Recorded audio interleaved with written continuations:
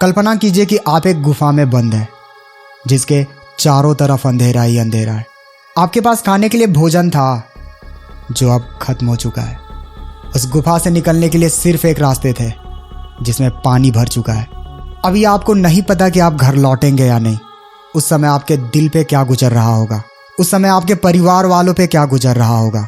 ये कहानी एक ऐसे ही गुफा की जिसमें 12 बच्चे और उनके टीचर एक गुफा के अंदर फंस जाते हैं। 12 बच्चे अपने दोस्त का बर्थडे सेलिब्रेट करने के लिए निकलते हैं, लेकिन कुछ ही घंटों में उनका सफर मौत से भरा एक सपना बन जाता है। हम इस वीडियो में जानेंगे उन बच्चों ने कैसे 18 दिनों तक अपनी जिंदगी और मौत का जंग लड़ी। हर बार की तरह कहानी को स्टार्टिंग से स्टार्ट करते। 23 जून 2018, देश थाईलैंड। 12 बच्चे शाम के 4 बजे एक फुटबॉल ग्राउंड में प्रैक्टिस करने जाते हैं। वहां पर उन्हें पता चलता है कि इन्हीं 12 बच्चों में से एक का आज जन्मदिन है। उन लोग कोच के साथ मिलकर एक प्लान बनाते हैं, क्यों ना इसका जन्मदिन को थोड़ा स्पेशल बनाया जाए। कोच तैयार हो जाता है और बच्चों को बोलता है कि चलो इस बार हम लोग गुफा में चलते हैं, जिसका नाम थाम लुआंग मांग है, जो उस फुटबॉल ग्राउंड से कुछ ही किलोमीटर दूरी पर था। उस गुफा में जाने का प्लान बनाते हैं। सभी बच्चे केक और खाने का सामान लेकर अपना अपना साइकिल से गुफा की ओर बढ़ते हैं। जैसे ही वो गुफा के पास पहुंचते हैं, वहां पर एक बोर्ड दिखाई देता है जिसमें साफ साफ लिखा हुआ था, जुलाई से लेकर अक्टूबर तक गुफा के अंदर जाना सख्त मना है। पर बच्चे तो बच्चे होते हैं, कहाँ मानने वाले थे। और उनका प्लान भी सिर्फ 1 घंटा का था। उनका प्लान था कि हम लोग गुफा के अंदर 6 किलोमीटर जाएंगे, केक कट करेंगे और उसके बाद घर वापस। चूंकि ये गुफा एक पहाड़ के नीचे था और अगर हल्की सी भी बारिश होती थी तो पहाड़ का सारा पानी उस गुफा के अंदर जाता था। जैसे ही बच्चे गुफा के अंदर जाते, काले बादल छा गए। शायद उनके जिंदगी पर भी छा गया हो। जब आप एक गुफा के अंदर होते हैं तो बाहर में क्या हो रहा हो ये जरा सा भी आपको खबर नहीं होता। गुफा 10 किलोमीटर लंबा था और इनका प्लान था कि हम सिर्फ गुफा के अंदर 4 किलोमीटर ही जाएंगे, केक कट करेंगे और उसके बाद घर वापस। शाम के 7 बज चुके थे।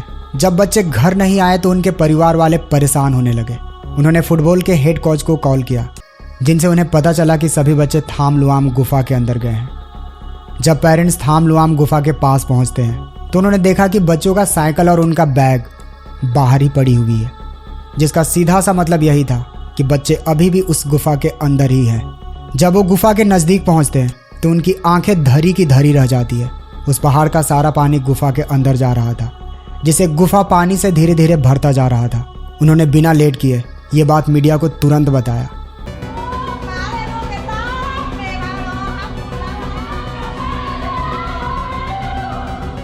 जिसे थाईलैंड के साथ साथ ये बात पूरा दुनिया में फैल गया।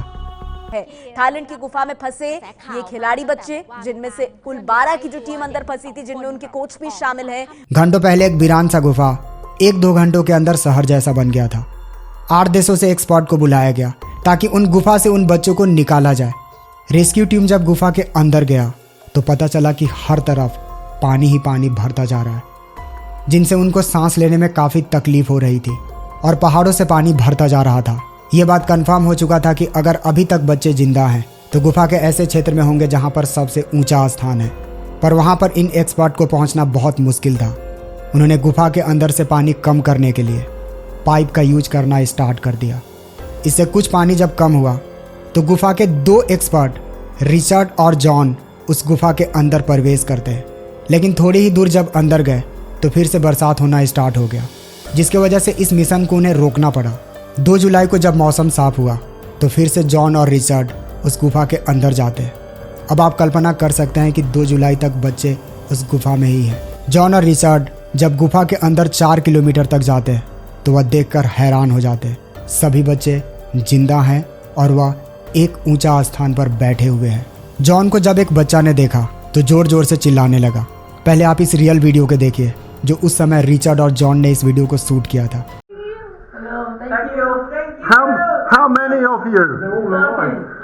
अब 13 लोग मिल तो गए, लेकिन इनके लिए सबसे बड़ा चैलेंज था इन बच्चों को गुफा से बाहर निकालना, क्योंकि गुफा से बाहर निकालने के लिए सिर्फ 3 ऑप्शन इनके पास थे। आप उस गुफा को ड्रिल करके निकाल सकते हो, या तो फिर बच्चों को तैरने के लिए सिखाओ, या फिर आप नवंबर तक वेट कीजिए, जब पानी कम होगा तब बच्चों को गुफा से बाहर निकालिए। लेकिन ये तीनों के तीनों बेकार ऑप्शन थे। क्योंकि गुफा पहाड़ के नीचे था, इसलिए पहाड़ को ऊपर से ड्रिल करना पड़ता, जो पॉसिबल ही नहीं था। और इसकी कोई गारंटी नहीं था कि गुफा में कहाँ ड्रिल होगा। बच्चे 10 दिन से भूखे हैं, उनकी हालत बहुत ख़राब है और उनको इतना कम जगह पर तैरने के लिए नहीं सिखाया जा सकता। नवंबर तक वेट भी नहीं किया जा सकता क्योंकि वहाँ पर ऑक्सीजन लेवल कम होता जा रहा था। इसलिए बच्चों को जितना जल्दी हो सके वहाँ से निकालना ही बेहतर था। जब ये खबर गुफा से बाहर आया तो पूरा दुनिया में फैल गया कि 10 दिनों से बच्चे अभी तक जिंदा हैं।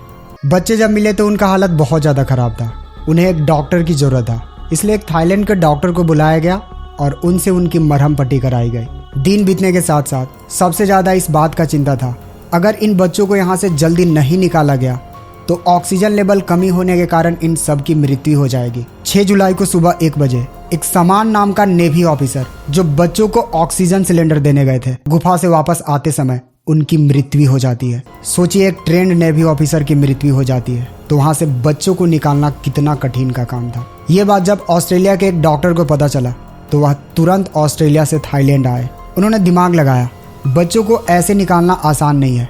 अगर बच्चों को निकाला जा सकता है तो सिर्फ एक रास्ता है, बच्चों को बेहोश करके ही निकाला जा सकता है ताकि बच्चे रास्ते में पैनिक ना करें।